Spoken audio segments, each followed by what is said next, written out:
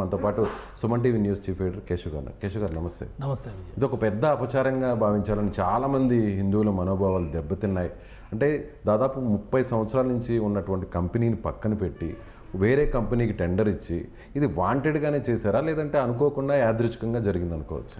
అంటే 30 సంవత్సరాల నుంచి ఉన్నటువంటి ప్రొసీజర్ని పక్కన పెట్టి చేశారంటే బహుశా అందులో ఏవో ప్రయోజనాలు ఉండడానికి అవకాశం ఉంటుంది. లేదా ప్రొసీజర్ పరంగా ఒకవేళ టెండర్స్ పిలిచి ఉంటాయి. ఎందుకంటే ఇప్పుడు వస్తున్నటువంటి ఇన్ఫర్మేషన్ ప్రకారం చూస్తే L1, L2గా ఉన్నటువంటి కంపెనీలను మినహాయించి L3గా ఉన్నటువంటి కంపెనీకి కేటాయింపులు జరిగినాయి అనేది ప్రధానమైన. థర్డ్ ప్రయారిటీలో ఉన్న కంపెనీ, 3వ స్థానంలో ఉన్నటువంటి కంపెనీకి ఆల్రెడీ సప్లయర్గా ఉన్నటువంటి వాళ్ళని కూడా కన్విన్స్ చేసే ప్రయత్నం జరిగిందంటే ఆ కన్విన్స్ అనేది ఏ విధంగా జరిగింది అనేది కూడా మనం ఆలోచించాల్సినటువంటి విషయం.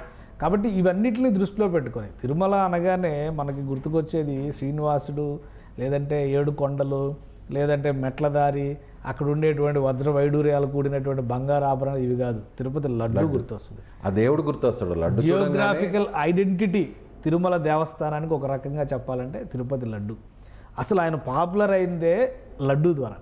దేశంలో మరే దేవస్థానానికి కూడా ప్రసాదానికి అంతటి ప్రాధాన్యం లేదు. సో అలాంటి దానిలో కల్తీ అనగానే ఖచ్చితంగా భక్తుల మనోభావాలు గాయపడతాయి. అక్కడ ఉండేటువంటి ఉద్యోగులు, రాజకీయ నాయకులు ఇవన్నీ పక్కన పెడితే భక్తుల మనోభావాలు గాయపడతాయి. వాళ్ళ మనోభావాలు కనుక దెబ్బతింటే మళ్ళీ దాన్ని ఉత్తేజపరచడం అనేది ఎవరి వలన కూడా సాధ్యమయ్యేటువంటి విషయం కాదు. ముఖ్యమంత్రి స్థానంలో ఉండి చంద్రబాబు నాయుడు గారు ఆ విమర్శలు చేశారు అంటే అంత బాధ్యత లేకుండా చేసేటువంటి విమర్శలు అనుకోవడానికి ఆస్కారం అసలే లేదు. అంటే ఆధారాలు లేకుండా ఆ న్యాయ స్థాయిలో ఆధారాల గురించి ఇప్పుడు టెస్ట్ రిపోర్ట్స్ బయటకు వచ్చినాయి కదా. NDDB క్యాల్ఫ్ అనేటువంటి సంస్థ ద్వారా చేసిన, ఇదేమి హైదరాబాద్లో ఉన్న కంపెనీనో లేదంటే ఆంధ్రప్రదేశ్లో ఉన్నటువంటి కంపెనీనో కాదు. ఇది గుజరాత్లో ఉన్నటువంటి కంపెనీ ఆనంద్. అంటే మనం అమూల్ పాల్ గురించి మనం మాట్లాడుతూ ఉంటాం కదా. అక్కడ మిల్క్ బేస్డ్ ప్రోడక్ట్స్ మీద రీసెర్చ్ చాలా ఎక్కువగా జరుగుతుంది కాబట్టి అక్కడ ఉన్నటువంటి రీసెర్చ్ సంస్థ ఇది. ఆ సంస్థ ఇచ్చినటువంటి నివేదికకి సంబంధించిన రిపోర్ట్సే ఇప్పుడు మన దగ్గర కూడా ఉన్నాయి. అంటే జూలై 23వ తేదీ నాటికి తిరుమల దేవస్థానంలో ఉన్నటువంటి స్టాక్స్, అంటే నెయ్యి, దానిపైన చేసినటువంటి పరిశీలనకు సంబంధించినటువంటి నివేదికలు ఇవి. ఇటువంటి నివేదికలు 6, 7 బయటకు వచ్చినాయని చెప్పని ఇప్పటికే చెప్తున్నారు. సో అందులో ఇచ్చినటువంటి పాయింట్స్. అలానే తిరుపతి దేవస్థానం కూడా అధికారికంగా ఒక నివేదికని రిలీజ్ చేసింది. ఇవాళ ఈ 2 రోజులుగా జరుగుతున్నటువంటి చర్చ, అంటే ముఖ్యమంత్రి చంద్రబాబు నాయుడు గారు ఈ కామెంట్ చేసిన వెంటనే వచ్చినటువంటి ప్రతి విమర్శలు వాటిని దృష్టిలో పెట్టుకొని టీటీడీలో నాసిరకం నెయ్యి వినియోగం దానికి సంబంధించినటువంటి డేటా ఇచ్చారు. ఈ డేటాలో ఉన్నటువంటి అంశాలు కూడా ఒకసారి మనం చూద్దాం. కూటమి ప్రభుత్వం అధికారంలోకి రాకముందు స్వామివారి ప్రసాదం ఏ విధంగా ఉంది, వాటికి సంబంధించినటువంటి ముడి సరుకులు, వీటిపైన జరిపినటువంటి అధ్యయనంలో బయటపడినటువంటి విషయాలు. అంటే ఆ రోజు చేసినటువంటి లడ్డూలు ఈ రోజు వరకు ఉన్నాయా అనే వాళ్ళకి ఇది ఒక సమాధానం అనమాట. ఎందుకంటే లడ్డూ ఉండకపోవచ్చు, దానికి వాడిన ముడి పదార్థాల మీద ఇప్పుడు ఈ రీసెర్చ్ జరిగింది. నెయ్యి ఒక్కరోజు తీసుకురారు, 2 రోజులు తీసుకున్నారు. ఒక్క రోజు అయ్యేటువంటి ప్రసాదానికి కనీసం 2 లారీల నెయ్యి ఉపయోగిస్తారు అనేటువంటిది సమాచారం. అంటే సంవత్సరానికి ఎన్ని లక్షల టన్నుల నెయ్యిని ఉపయోగిస్తారు, ఎన్ని లక్షల టన్నుల జీడిపప్పును ఉపయోగిస్తారు. అది కూడా ఉంది కదా. బెల్లం వినియోగం విషయంలో కూడా very famous, world famous Anakapalli బెల్లం. దానికి అక్కడ పేటెంట్ ఇవ్వాలనేటువంటి చర్చ జరుగుతున్నటువంటి అనకాపల్లి బెల్లం కూడా కాదని స్థానికంగా బెల్లం మార్కెట్ నుంచి బెల్లం ప్రొక్యూర్మెంట్ చేసినటువంటి సందర్భాలు ఉన్నాయి కదా. అప్పుడు కూడా వివాదం జరిగింది కదా. కాబట్టి ఒక ప్రయత్నం జరిగింది. కర్ణాటకకు చెందినటువంటి నందిని కోఆపరేటివ్ డైరీ రాయితీ మీద స్వామివారి మీద భక్తితో తక్కువ రేటుకు సరఫరా చేస్తున్నటువంటి పాలన కాదని, కమిషన్లు రావనే ఉద్దేశంతో ఈ సంస్థను పక్కన పెట్టి మరొక సంస్థ ఒప్పందం చేసుకున్నారు. ఇక్కడి నుంచి కదా వివాదం రాజుకుంది. ప్రతి చోట కూడా అదే చర్చ నడిచింది. సో అదే క్రమంలో నెయ్యికి సంబంధించి కూడా లడ్డూలు తయారు చేయడానికి కావాల్సినటువంటి నెయ్యి ఒకేసారి దిగుమతి చేసుకుంటారు. అంటే నెలకు ఒకసారి అలా పెట్టుకుని ఒక టార్గెట్ పెట్టుకుంటే, ఎందుకంటే అది మళ్ళీ స్టేల్ అయిపోయేటువంటి ప్రమాదం కూడా ఉంటుంది. అందుకనే టన్నులు ఒకేసారి 10 లారీల నుంచి 12 లారీలు అక్కడ దిగుమతి చేసుకునే, జనరల్గా ఒక వారం రోజులు సరిపడా, లేదా ఒక వారం 10 రోజులు తెచ్చి పెట్టుకుంటారు. సో అదే తరహాలో పెండింగ్లో ఉన్నటువంటి స్టాక్ పైన ఈ ల్యాబొరేటరీ చేసినటువంటి పరిశోధనలో 8/7/2024లో ఒక నివేదిక తీసుకున్నారు. 16/7/2024లో ఇంకొక నివేదిక తీసుకున్నారు. మళ్ళీ 23/7/2024లో ఇంకొక నివేదిక తీసుకున్నారు. అంటే సెకండ్ ఒపీనియన్, థర్డ్ ఒపీనియన్ 3 సార్లు తీసుకున్నారు. 3 సార్లు చేసినటువంటి పరిశోధనలో NDDB క్యాల్ఫ్ అనేటువంటి ల్యాబొరేటరీ ఆనంద్, గుజరాత్లో ఉన్నటువంటి ఆనంద్ సిటీలో ఉన్నటువంటి ల్యాబొరేటరీకి ISO 17025 గుర్తింపు కూడా ఉంది. కాబట్టి అది మ్యానిపులేట్ చేసింది అనడానికి కూడా అవకాశాలు చాలా తక్కువగా ఉన్నాయి. అక్కడ పరిశీలన జరిపినటువంటి నివేదికలో వచ్చింది ఏంటంటే దాని ప్రోడక్ట్స్ అంటే నెయ్యిలో చేసినటువంటి ఎస్ వాల్యూ ఈక్వేషన్ వెరిఫికేషన్ చేసినప్పుడు అందులో ఇప్పుడు ఏవైతే చెప్పారో ఆ పదార్థాలన్నీ వచ్చింది. ఏ పదార్థాలు అయి ఉండొచ్చు అవంటే సోయాబీన్, సన్ఫ్లవరు, ఆలివ్, అలానే ఫిష్ ఆయిల్ ఇక్కడ కనిపిస్తున్నాయి అనమాట, కాటన్ సీడ్, అలానే coconut and palm kernel fat, palm oil, beef tallow, lard ఇటువంటివన్నీ కలిపి అందులో బయటపడినట్టుగా ఆ రిపోర్ట్లో చెప్తున్నటువంటి అంశం. చంద్రబాబు నాయుడు గారు ఊరికి ఎందుకు చేస్తారు ఈ ఆరోపణలు ఇవన్నీ ఉన్నాయని? అందులో లిస్ట్ క్లియర్గా ఉంది. పామ్ ఆయిల్ పంది కొవ్వు వాడారనేది, బీఫ్ టాలో అంటే పంది కొవ్వు. అంటే దీన్ని ఏ విధంగా చూడాలంటే సంబోధించాలన్నా కూడా అది కొద్దిగా ఇబ్బందికరమైంది. ఎందుకంటే ఎప్పుడో సిపాయిల తిరుగుబాటు ఎందుకు జరిగింది అంటే ఆవు కొవ్వు పూసినటువంటి తోటాలు ఒక మతపరమైనటువంటి వాళ్ళకి, పంది కొవ్వు పూసినటువంటి తోటాలు మరొక మతానికి చెందినటువంటి వాళ్ళకి, సైనికులకి ఇస్తేనే తిరుగుబాటు జరిగింది అని మనం చరిత్రలో చదువుకున్నాం. తిరుమలలో పవిత్రమైన లడ్డు తయారు చేసేదానికి ఆలివ్ వాడడం, గోధుమ బీను, మొక్కజొన్న, పత్తి గింజలతో చేసిన చేప నూనె వాడడం, బీఫ్ టాలో, పామ్ ఆయిల్, పందికొవ్వు వాడడం అనేది అది దారుణమా కాదా? దీని మీద అసలు ఏం చర్య? చంద్రబాబు నాయుడు గారు ఊరికే పాసింగ్ రిమార్క్ చేసి ఊరుకుంటే కుదరదు. దీనిపైన చర్యలు తీసుకోవాలి. ఆయన ఏ చర్యలు తీసుకుంటారనేది ఇప్పుడు అది అడగాలి కదా. మనోభావాలు గాయపడి ఎవడ మనోభావాలు గాయపడి ఎందుకు గాయపడి? ఎవరికి ఉంటాయి మనోభావాలు? వాళ్ళకి మాత్రమే ఉంటాయి, ఇంకెవరికి ఉండవు మనోభావాలు. ఇన్ని కోట్ల మంది భక్తులు నమ్మి కోట్ల రూపాయలు ఒక్క రోజు వచ్చేటువంటి తిరుమల హుండీ ఆదాయం 4 కోట్లు దాదాపుగా ఉంటుంది. దాదాపు 30,000 నుంచి 70,000 మంది రోజుకు దర్శనాలు చేస్తారు. సీజన్ టైంలో గరుడ సేవ లాంటివి జరిగినప్పుడు లక్షల మంది అక్కడ దర్శనం చేసుకునేటువంటి పరిస్థితి. దేశంలో ఇంకే ఆలయాలు లేవా? ఎందుకు ఆ దేవుడి కోసం అంతమంది వస్తున్నారంటే అక్కడ ఉన్నటువంటి స్థల ప్రాధాన్యం, స్థల ప్రాశస్త్యం అలాంటిది. అలాంటి తిరుమల మీద ఇలాంటి వికృత చేష్టలు చేస్తే ఏం చేయాలి? ఇంకా విజిలెన్స్ ఎంక్వైరీ జరుగుతుంది అని చెప్తున్నారు.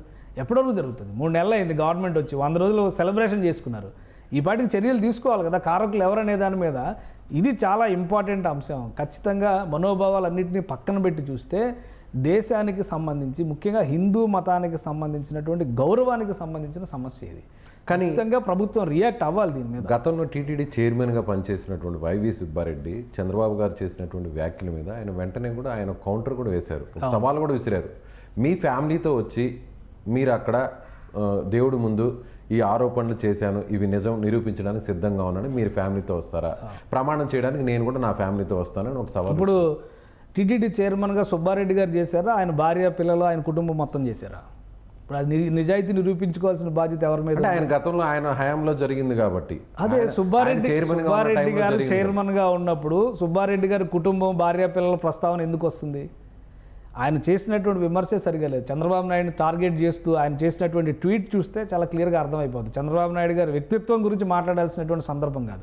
ఆయన చేసినటువంటి ఆరోపణ ఒక ఉన్నతమైనటువంటి పదవిలో ఉండి ఆయన ఆరోపణ చేసినప్పుడు అది తప్పు అని నిరూపించాల్సినటువంటి బాధ్యత ఎవరిపైన ఉంది?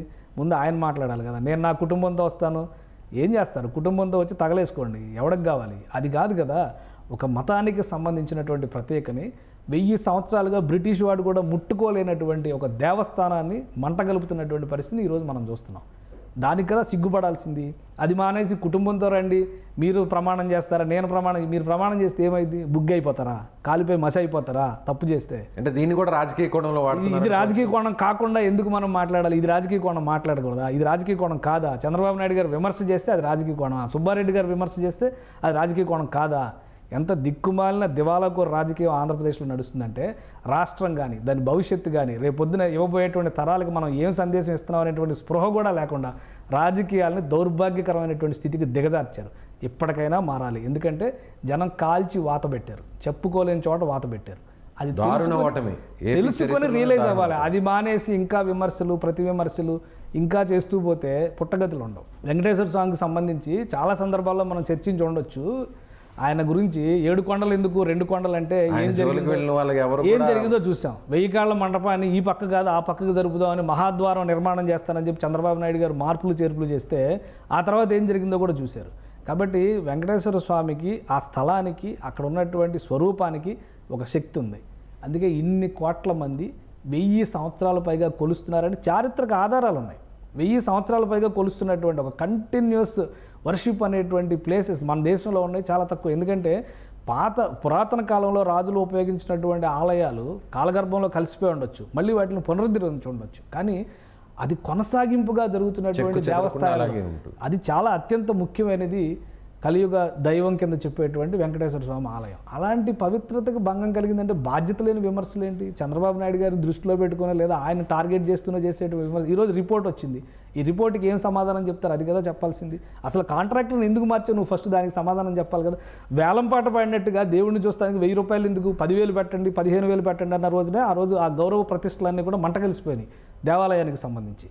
ఆ రోజే నిజాయితీ కలిగినటువంటి ముఖ్యమంత్రి కనుక ఉంటే వెంటనే అలాంటి వ్యక్తులు ఉండకూడదనేటువంటి టీటీడీ బోర్డు అనేది ఒక పవిత్రమైనటువంటి వ్యాసంగం. అది దేవుడికి మంచి చేయాలి, భక్తుడికి సేవ చేయాలనేటువంటి ఉద్దేశంతో మానవ సేవే మాధవ సేవ అనేటువంటి సంకల్పంతో ఉన్నవాళ్ళు అక్కడికి తీసుకురావాలి. వచ్చేవాడిని దోచేద్దాం, 100 రూపాయలు ఎందుకు 1000 పెడదాం, 10,000 పెడదాం అనేవాళ్ళు అక్కడ పనికొస్తారు అసలు? అది కదా ఆలోచించాల్సింది. ఈరోజు అది మానేసి కమిటీలు వేశారు, అవి వేశారు, ఇవి వేశారు. టీటీడీలో దాదాపు 500 కోట్ల రూపాయలకు సంబంధించినటువంటి స్కాములు జరిగినాయని చాలా నేరుగా అక్కడ ఉన్నటువంటి సిబ్బంది ఆరోపిస్తున్నారు. దానికి సమాధానాలు చెప్పాల్సినటువంటి బాధ్యత ఈ ప్రభుత్వం పైన ఉంది. ఇవన్నీ బయటికి తీసుకొస్తారని ప్రభుత్వాన్ని మార్చింది, అధికారం చేతికి. గతంలో పింక్ డైమండ్ అని రకరకాల ఆరోపణలు చేశారు. తర్వాత ఆరోపణలన్నీ కూడా ఏం లేవు. ఆ ఆరోపణలు ఎదుర్కొన్న వ్యక్తులకే టీటీడీ బోర్డు మెంబర్షిప్లు ఇచ్చారు కదా. కాబట్టి ఈసారి ఈ ప్రభుత్వం అయినా కానీ మళ్ళీ ప్రజలు ఒక నిజాయితీతో ఆలోచించారు, మార్పు కావాల్సినటువంటి అనివార్యత ఉంది ఈ రాష్ట్రంలో అనేటువంటి ఆలోచన చేశారు కాబట్టి అంత గట్టి తీర్పు ఇచ్చారు. ఆ తీర్పుకి సరైనటువంటి స్థాయిలో కనుక ఈ ప్రభుత్వం చర్యలు తీసుకోకపోతే అది మళ్ళీ ఇంకొక పర్యవసానానికి దారితీసేటువంటి అవకాశం ఉంటుంది. తిరుమల తిరుపతి దేవస్థానానికి ఉన్నటువంటి ప్రత్యేకత ఈరోజు వీళ్ళు చెప్తేనో ఇంకొకరు రాస్తేనో వచ్చింది కాదు. శతాబ్దాలుగా ఉన్నటువంటి ప్రత్యేకత.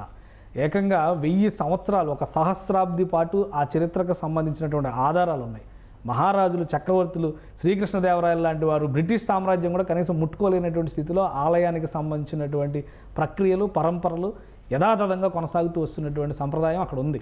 అలాంటిది ఈరోజు భంగం కలిగిస్తారంటే కనుక ఖచ్చితంగా ఎవరు ఒప్పుకునేటువంటి విషయం కాదు. ఇందులో వాస్తవాలు బయటికి రావాలి. తప్పు చేసిన వాడికి శిక్ష తప్పదు అనేటువంటి సంకేతం ఇవ్వాల్సిన బాధ్యత ఈనాటి ప్రభుత్వానికి ఖచ్చితంగా ఉంది.